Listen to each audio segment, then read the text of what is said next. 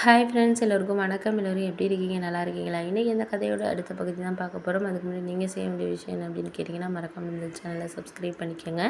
கீழே இருக்க பெல் பட்டனையும் கிளிக் பண்ணுங்கள். அப்போ தான் நான் போகிற வீடியோஸ் எல்லாமே உங்களுக்கு உடனுக்குடனே நோட்டிஃபிகேஷன் வரும். ஸோ மறக்காமல் சேனலை சப்ஸ்கிரைப் பண்ணிவிட்டு வீடியோ பாருங்கள் ஃப்ரெண்ட்ஸ். வாங்க நம்ம கதைக்குள்ளே போகலாம்.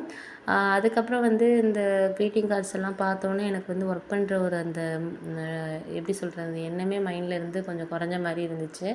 அவரை பார்க்குறப்போ திருப்பியும் நான் பேசலான்ட்டு ட்ரை பண்ண போனேன். கேன்டீனில் இருந்தார் மறுநாள். சரி, இன்றைக்கி அவர்கிட்ட அதை பற்றி கேட்போமா அப்படின்னு சொல்லிட்டு போனேன். டக்குன்னு என்னை அவாய்ட் பண்ணுற மாதிரி டக்குன்னு எழுந்திரிச்சு போயிட்டார்.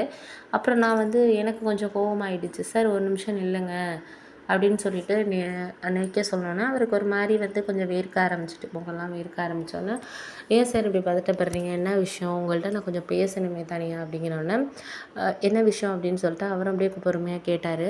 இல்லை, உங்ககிட்ட ஒரு விஷயத்தை பற்றி நான் பேசணும் அப்படின்னோடனே, சரி ஓகே அப்படின்னு சொல்லிட்டு, நீங்கள் ஆஃபீஸ் முடிஞ்சோடனே பக்கத்தில் இங்கே ஒரு கேன்டீன் இருக்குல்ல, அங்கே வந்துடுங்க, அந்த ஷாப்புக்கு வந்துடுங்க அப்படின்னு சொல்லிட்டு நான் அதுக்கப்புறம் கிளம்பி வந்துட்டேன். அதுக்கப்புறம் ஈவினிங் ஒரு 4:30 போலவே அன்றைக்கி ஆஃபீஸ் ஃபுல்லாக எல்லாருமே முடிச்சிட்டாங்க. ஏன்னா ப்ராஜெக்ட் போயிட்டுருக்கனால மறுநாள் ஷிஃப்ட்டுக்கு ஆளுங்க வர்றதுனால 4:30க்கே முடிச்சிட்டாங்க. 6 மணிக்கு மேலே அடுத்த ஷிஃப்ட் இதாகணுங்கிறதுனால சரின்னு வெளியில் அவருக்காக வெயிட் பண்ணிகிட்டு இருந்தேன். ஒரு 1/2 hour கிட்ட வெயிட் பண்ணால் ஆள் வரவே இல்லை. அதுக்கப்புறம் கொஞ்சம் நேரம் கழித்து வந்தார். வந்ததுக்கப்புறம் என்னாச்சுன்னு பார்த்தீங்கன்னா, என்கிட்ட என்ன விஷயம் அப்படின்னு சொல்லிட்டு பொறுமையாக கேட்டார். இல்லை, உங்ககிட்ட நான் ஒரு விஷயம் கேட்கணும். அது எனக்கு கேட்குறதுக்கு கொஞ்சம் தயக்கமாகவும் இருக்குது. அதை கேட்காம என்னால் இருக்க முடியல. ஏன்னா மனசுக்குள்ளே நிறைய குழப்பமாக போயிட்டுருக்கு. அதனால் உங்ககிட்ட கேட்டாகணுங்கிறதுனால தான் நான் வந்துட்டேன் அப்படின்னோடனே, என்ன விஷயம் எதாக இருந்தாலும் சொல்லுங்கள் அப்படின்னு சொல்லிட்டு சொன்னார். ஏதாச்சும் ஒர்க் பற்றினா நீங்கள் அங்கேயே கேட்டிருக்கலாமே அப்படின்னாரு. இல்லை, ஒர்க் பற்றியாக இருந்தால் நான் அங்கேயே கேட்டிருப்பேன். இது பர்சனலாக பேசுகிறது, அதனால தான் நான் கேட்கல அப்படின்னோடனே, உங்கள் கேபினில் நான் க்ரீட்டிங் கார்ட்ஸ் எல்லாம் பார்த்தேன். சந்தியா அப்படின்னு சொல்லிட்டு மை லைஃப்லாம் எழுதி நிறைய க்ரீட்டிங் கார்ட்ஸ், ஒரு 6-7 க்ரீட்டிங் கார்ட்ஸ் எல்லாம் நேற்று பார்த்தேன். நீங்கள் தவறாக நினச்சிக்கலன்னா அந்த சந்தியா நான் கிடையாதுல்ல அப்படின்னு சொல்லிட்டு சொன்னோன்னே, அவர் ஒரு மாதிரி அப்படியே எப்படி சொல்கிறது, தயக்கமாயிட்டார். சரி, இல்லைன்னா கண்டிப்பாக நீங்கள்லாம் கிடையாது மேம் அப்படின்னு சொல்லிட்டு சொல்லியிருப்பார். ஆனால் ஒரு மாதிரி அமைதியாகவே இருந்தார். அமைதியாக இருந்துட்டு, என்ன சார் சொல்கிறீங்க, என்ன விஷயம், இல்லை தானே, அதெல்லாம் நான் இல்லை தானே, வேறு யாரோ தானே அப்படிங்கிற மாதிரி சொன்னோன்னே, இல்லை இல்லை, நீங்கள் தான், உங்களை தான் நான் 1 year-ஆகவே லவ் பண்ணிகிட்ருக்கேன் அப்படின்னு சொல்ல முடியாது. நான் ஸ்கூல் படிக்கிறப்போ நான் உங்களுக்கு தெரியாது, நீங்கள் படித்த ஸ்கூலுக்கும் நீங்கள் இருந்த ஏரியா முன்னாடி வாடகைக்கு இருந்தீங்கள்ல, அப்போ உங்கள் வீட்டுக்கு எதிர்த்த வீட்டில் தான் நாங்கள் மாடியில் இருந்தோம். ஆனால் உங்களுக்கு என்ன ஞாபகம் இருக்குமா என்னென்னு தெரியாது. நான் உங்களை எப்போதும் ஸ்கூல் போகிறப்பெல்லாம் பார்த்துக்கிட்டு தான் இருப்பேன். அதுக்கப்புறம் காலேஜ் ஃபஸ்ட் இயர் வரைக்கும் நீங்கள் அந்த வீட்டில் இருந்தீங்க. அதுக்கப்புறமும் உங்களை பார்க்குறது, அதுக்கப்புறம் இப்படி தான் போயிட்டு இருந்துச்சு. அப்புறம் எனக்கு ஜாப் கிடச்சிருச்சு. அதுக்கப்புறம் நானும் ஒர்க் பண்ண போயிட்டேன் வேறு இதில். இருந்தாலும் எனக்கு உங்களோட ஞாபகம் இருந்துக்கிட்டு தான் இருந்துச்சு. அதுக்கப்புறம் நான் நிறைய கம்பெனி ஷிஃப்ட் ஆனதுக்கப்புறம் இந்த கம்பெனியில் உங்களை பார்ப்பேன் அப்படிங்கிறத நான் எதிர்பார்க்கவே இல்லை. இப்போது 1 year நான் ஒர்க் பண்ணாலுமே எனக்கு வேறு கம்பெனிலலாம் இன்னும் சேலரிக்கே என்னை கூப்பிட்றாங்க. ஆனால் நான் உங்களை பார்க்கணும் அப்படிங்கிறதுனால ஒரு ரீசனுக்காகவே நான் போகாமல் மேனேஜர் சார் கூட போன வாரம் கூட கூப்பிட்டு பேசினார். நல்ல ஆப்பர்ச்சுனிட்டி சார் ஃபாரினில் உங்களுக்கு அப்படிங்கிற மாதிரி சொன்னார். ஆனால் நான் உங்களுக்காக டெய்லி பார்க்க முடியாது, அப்புறம் உங்களை மிஸ் பண்ணிடுவனோ என்னமோங்கிற மாதிரியான ஒரு பயத்துலேயே நான் அதை நான் இது பண்ணலை, அவாய்ட் பண்ணிட்டேன் அந்த ஜாப் அப்படின்னோடனே, நீங்கள் ஏன் இப்படிலாம் இருக்கிறீங்க, எனக்கு இந்த ஒரு 1 year-ஆ நீங்கள் இந்த விஷயத்த எதுவுமே என்கிட்ட சொல்லவே இல்லையே அப்படின்னோடனே, இல்லை நான் சொல்கிறதுக்கெலாம் நிறைய டைம் உங்கள்கிட்ட ட்ரை பண்ணியிருக்கேன். ஆனால் நீங்கள் உங்கள் ஃப்ரெண்ட்ஸுக்கிட்டெல்லாம் நான் விசாரித்த வரைக்குமே உங்கள் அம்மா அப்பா பார்க்குற பையனை தான் நீங்கள் கல்யாணம் பண்ணிக்கிற மாதிரி ஒரு ஐடியாவில் இருக்கீங்க.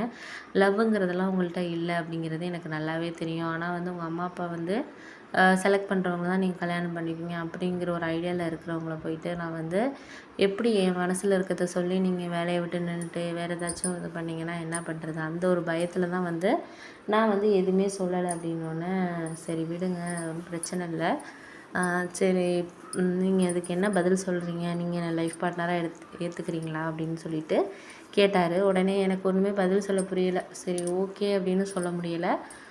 இல்லை, நான் இதுக்கு யோசிக்கிறதுக்கு எனக்கு கொஞ்சம் டைம் வேணும் அப்படின்னு சொல்லி கேட்டுட்டு அங்கேருந்து நான் அதுக்கப்புறம் கிளம்பிட்டேன்.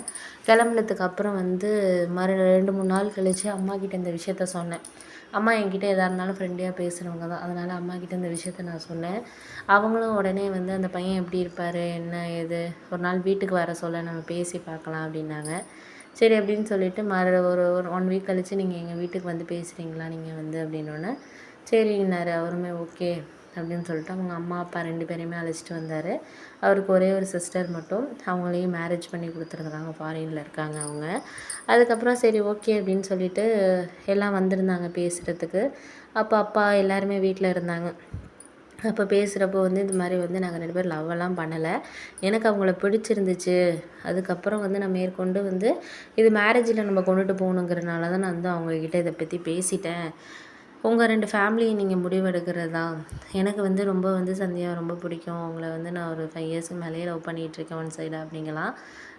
நல்ல சேலரி வாங்குகிறேன், எனக்கு சொந்தமாக வீடு இருக்குது, அதுக்கப்புறம் அப்பாவும் பிஸ்னஸ் பண்ணுறாரு, ஒன்றும் பிரச்சனை கிடையாது. நீங்கள் வந்து எனக்கு நான் உங்கள் பொண்ணை எனக்கு கல்யாணம் பண்ணி கொடுத்தீங்கன்னா நல்லா பார்த்துக்குவேன் அப்படிங்கிற மாதிரி சொன்னோன்னே அம்மாவுக்குலாம் ரொம்ப பிடிச்சிருந்துச்சு.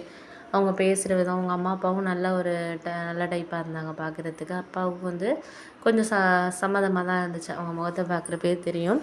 அதுக்கப்புறம் வந்து அம்மா என்ன சொன்னாங்கன்னா, கல்யாணத்துக்கு அப்புறம் வந்து ஒரு 1 இயர் ஒர்க் பண்ணட்டும், ஏன்னா கொஞ்சம் எஜுகேஷன் லோன்லாம் வாங்கியிருக்கோம், அதனால் வந்து 1 இயர் ஒர்க் பண்ணட்டும் அப்படின்னு சொல்லிட்டு சொன்னோன்னே சரி அதை பற்றியெல்லாம் ஒன்றும் பிரச்சனை இல்லை, நான் ஒர்க் பண்ணுறபடி பண்ணட்டும், அதை பற்றி நான் வந்து எதுவும் சொல்ல விரும்பலை அப்படிங்கிற மாதிரி அவங்க சொன்னாங்க.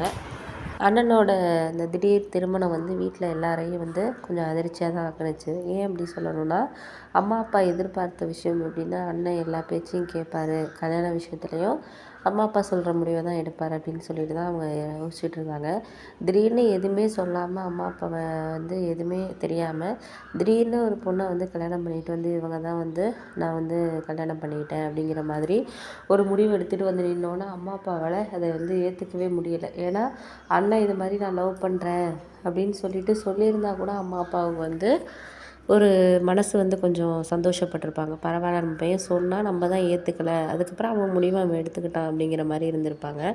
ஆனால் எதுவுமே அதை பற்றி ஒன்றுமே சொல்லாமல் எதை பற்றியுமே வந்து யோசிக்காமல் அண்ணன் திடீர்னு வந்து இத்தனைக்கும் வந்து அக்காவுக்கு வந்து மாப்பிள்ளை பார்த்துக்கிட்டு இருக்காங்க. அதை கூட யோசிக்காமல் வந்து திடீர்னு இந்த மாதிரி வந்து கல்யாணம் பண்ணிட்டு வந்து நின்ட்டானே, எப்படி வந்து அடுத்த பொண்ணு வாழ்க்கை வந்து ஒரு மாப்பிள்ளை பார்க்கணும் அப்படின்னு சொன்னால் இது தெரிஞ்சால் என்ன மாப்பிள்ளை வீட்டுக்காரவங்க நினைப்பாங்க அப்படின்னு சொல்லிட்டு சொன்னோன்னே வந்து எதுவுமே புரியலை. அதுக்கு வந்து அண்ணன் சொன்னது வந்து இது என்னோடய வாழ்க்கை, இதில் நினச்சும் என்னோட வந்து ஒரு சுயமாக முடிவெடுக்க விடுங்க அப்படிங்கிற மாதிரி அவர் பேசினார். இதை கேட்டோன்னே வந்து கொஞ்சம் மனசு அளவில் வந்து அம்மாவும் வந்து எதுவுமே பேசலை. அதுக்கப்புறம் அண்ணனும் அவங்களும் கல்யாணம் பண்ணிக்கிட்டு வந்தவங்களும் மாடியில் வந்து இருக்கிற ரூமில் தான் 2 பேரும் இருந்தாங்க. அவங்க தனியாக சமைச்சு சாப்பிட்டுட்டு அவங்க இருந்தாங்க. கீழே இருக்கிற வீட்டில் நாங்கள் இருந்தோம். அம்மா அப்பாவும் எதுவும் வந்து வீட்டை விட்டு வெளியில் போகணும்னு சொல்லலை. ஏன்னா அதுவும் வெளியில் போனால் இன்னும் வந்து எல்லோரும் ஒன்று ஒன்று பேசுவாங்க அப்படிங்கிற மாதிரி இருந்தாங்க. அதுக்கப்புறம் அக்காவை வந்து மாப்பிள்ளை வீடு பார்க்குறதுக்காக ஒரு வாரத்துக்கு அப்புறம் வந்து மாப்பிள்ளை வீடு பார்க்க வரோம் அப்படின்னு சொல்லிட்டு புரோக்கர் மூலியமா வந்து மாப்பிள்ளை வீட்டுக்காரங்க வராங்க அப்படின்னு சொல்லிட்டு சொன்னாங்க. அதுக்கப்புறம் அப்பா சொன்னார், எல்லா விஷயத்தையும் வந்து அவங்க வீட்டில் சொல்லிவிடுங்க, இது மாதிரி வந்து பையன் வந்து அரேஞ்ச் மேரேஜ் வந்து நாங்கள் வந்து லவ் மேரேஜ் பண்ணிக்கிட்டோம், அதனால் வந்து இந்த விஷயம் நடந்தது எல்லாத்தையும் வந்து மாப்பிள்ளை வீட்டுக்காரங்கிட்ட சொல்லிடுங்க, நாளைக்கு வந்து நம்ம மறைச்சது மாதிரி இருக்கக்கூடாது அப்படிங்கிற மாதிரி அப்பா சொன்னாங்க. உடனே வந்து அதை கேட்டோன்னே வந்து அம்மா என்ன சொன்னாங்க, ஏன்ப்பா அதெல்லாம் நீங்கள் சொல்லிகிட்டு இருக்கீங்க அவர்கிட்ட அப்படின்னு வந்துட்டு சொன்னாங்க. அதுக்கு அப்பா ஒரு வார்த்தை தான் சொன்னார், இன்றைக்கி நம்ம வந்து ஒரு பொய் சொல்லி கல்யாணம் பண்ணிடுவோம், அது வந்து நாளைக்கு நம்ம பொண்ணு வாழ்க்கையை வந்து பாதிக்கக்கூடாது, நாளைக்கு வந்து உங்கள் அண்ணன் இந்த மாதிரி வந்து அழைச்சிட்டு வந்தானே கல்யாணம் பண்ணோம் அப்படின்னு சொல்லிவிட்டு நம்ம பொண்ணை வந்து ஒரு வார்த்தை சொல்லிடக்கூடாது நாளைக்கு அவங்க மாமியார் வீட்டில், அதை தான் நான் எதிர்பார்க்குறேன், அதை புரிஞ்சுக்க நீ இப்போக்கி ஒரு பொய் சொல்லி கல்யாணம் பண்ணிடலாம், அது வந்து அவங்க வாழ்கிற வாழ்க்கை வரைக்குமே அதை வந்து ஞாபகப்படுத்திக்கிட்டே இருக்கோம், அவங்க வீட்டில் உள்ளவங்களும் அதை சொல்லி காமிச்சிட்டே இருப்பாங்க, இது வந்து நம்ம பொண்ணுக்கு தேவையா அப்படின்னோட சரி சரி விடுங்க, நீ சொல்கிறது எனக்கு புரியுது தான், இருந்தாலும் வந்து நிறைய பேர் இந்த மாதிரி வந்து தங்கச்சியை வச்சுட்டு அண்ணன் வந்து கல்யாணம் பண்ணிட்டான் அப்படின்னு நினச்சா அந்த வீட்டை எப்படி நம்ம பொண்ணு எடுக்கிறதுன்னு சில பேர் யோசிப்பாங்க. அப்படி யோசிக்கிறவங்க யோசிக்கட்டும். யார் விருப்பப்பட்டு வராங்களோ, நம்ம பொண்ணுக்கு பிடிச்சிருந்துச்சுன்னா நம்ம கல்யாணம் பண்ணி வைப்போம்மா. வேறு என்ன பண்ணுறது சொல்லு. நம்ம பையன் வந்து முடிவு எடுத்துட்டான். அவன் வந்து எல்லா விஷயத்துலையும் நம்ம பேச்சை கேட்டான். படிப்பு விஷயம், வேலை எல்லாத்துலேயும் வந்து நல்லா தான் இருந்தான். ஏதோ ஒரு காரணம் இல்லாமல் அவன் வந்து இந்த முடிவு எடுத்திருக்க மாட்டாங்கிறது மட்டும் எனக்கு நல்லாவே தெரியுது. அதை நான் நியாயப்படுத்த விரும்பலை. அவன் வந்து கரெக்டாக தான் செஞ்சுருக்கான் அப்படின்னு சொல்லிட்டு நான் நியாயப்படுத்த விரும்பலை. ஆனால் அதில் ஏதோ ஒரு விஷயம் இருக்குது. அதனால தான் வந்து அவன் இந்த மாதிரி ஒரு முடிவு எடுத்திருக்கான் அப்படின்னோடனே சரி புரியுது அப்படின்னு சொல்லிவிட்டு அதுக்கப்புறம் வந்து ஓகே அப்படின்னு சொல்லிவிட்டு மறுநாள் வந்து மாப்பிள்ளை வீட்டுக்காரவங்க எல்லாருமே வந்தாங்க. வந்ததுக்கப்புறம் வந்து எல்லார்கிட்டையும் வந்து அவங்க புரோக்கர் எல்லா விஷயத்தையுமே சொல்லி தான் அழைச்சிட்டு வந்திருந்தாங்க. அக்காவுக்கும் வந்து அந்த பையனை பிடிச்சிருந்துச்சு. அவங்க வீட்லேயும் வந்து அக்காவை வந்து அக்செப்ட் பண்ணாங்க. அதுக்கப்புறம் வந்து மாப்பிள்ளையோட அப்பா அம்மா 2 பேருமே சொன்னாங்க. எல்லா விஷயத்தையும் சொன்னாங்க. இது மாதிரி பையன் வந்து மேரேஜ் பண்ணிட்டு வந்துட்டான் அப்படிங்கிற மாதிரி எல்லா விஷயத்தையும் சொன்னாங்க. அப்படின்னோடனே சரி சரி அது ஒன்றும் இப்போ வந்து ஒரு தவறான விஷயம் இல்லை. அப்படின்னு பார்த்தா நிறைய பேர் எங்கள் அண்ணன் பொண்ணு கூட அந்த மாதிரி தான் லவ் மேரேஜ் தான் பண்ணிக்கிட்டா. அதுக்காக நம்ம என்ன பண்ண முடியும்? இப்போ எல்லாருமே ஏற்றுக்கிட்டாங்க. அதனால் அதை நம்ம வந்து அவங்களோட வாழ்க்கை, அவன் வேலை பார்க்குறான், பண்ணுறான், ஒய்ஃபை பார்த்துக்க போகிறாரு. அதனால் நீங்கள் அதை பற்றி ஒன்றும் கவலைப்படாதீங்க அப்படிங்கிற மாதிரி அவங்களும் சொன்னாங்க. ஒரு பாசிட்டிவாக பேசினாங்க. அம்மாவுக்கு அது ரொம்ப பிடிச்சிருந்துச்சி. சில பேராக இருந்தால் ஒரு மாதிரி ஏதாச்சும் ஒரு இதாக வந்து பேசுவாங்க. ஆனால் வந்து அவங்க வந்து இருக்கிற ஒரு நியாயத்தை வந்து பேசினாங்க. சரி ஓகே அப்படின்னு சொல்லிட்டு அவங்களையும் வர சொல்லுங்கள். நம்ம ஏன்னா வந்து தட்டு தாம்பலம் மாற்றிக்க போகிறோம். அவங்க வந்து வீட்டில் முதல் பையங்கிறதுனால அந்த பையனை வந்து முன்னாடி நின்று தான் செய்யணும் அந்த பொண்ணும். அதனால் அப்படின்னு சொன்னோன்னே அதுக்கப்புறம் வர சொன்னாங்க. வர சொன்னதுக்கப்புறம் வந்து அப்புறம் வந்து எல்லாம் வந்து நின்று பேசினாங்க. பேசினதுக்கப்புறம் அண்ணனும் வந்து கீழே வந்து அவங்களும் தட்டு மாத்துறப்ப இது பண்ணாங்க. சரி எல்லோரும் அப்புறம் சாப்பிட்டுட்டு கிளம்பிட்டாங்க. கல்யாண தேதியை குறிச்சிடலாம் அப்படின்னு சொல்லிட்டு நல்ல நாள் பார்த்துருவோம் நிச்சயத்துக்கு எல்லாத்துக்குமே அப்படின்னு சொல்லிட்டு பேசினாங்க. பேசினதுக்கப்புறம் வந்து ஒரு வித வழியாக எப்படியோ வந்து இது பண்ணிட்டாங்க. அதுக்கப்புறம் வந்து சில விஷயங்கள் வந்து என்ன தான் வந்து நம்ம வந்து அண்ணனை வந்து வேண்டாம் அப்படின்னு சொன்னாலும்